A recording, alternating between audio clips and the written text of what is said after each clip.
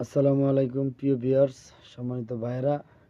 কোরআন আল্লাহর বাণী, তাই আসুন কোরআন দিয়ে জীবন গড়ি এবং কোরআন আমাদের ভাষায় বুঝে বুঝে তেলাওয়াত করি। সূরা ইব্রাহিম আয়াত 5।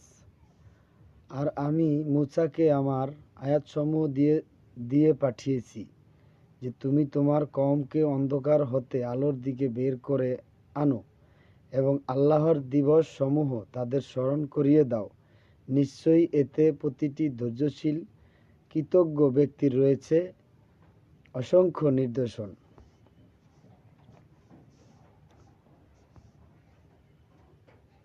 আর যখন মূসা তার কওমকে বলেছিল, তোমাদের প্রতি আল্লাহর নিয়ামত স্মরণ করো, যখন তিনি তোমাদেরকে ফিরআউন পরিবারের কবল থেকে রক্ষা করেছেন এবং রক্ষা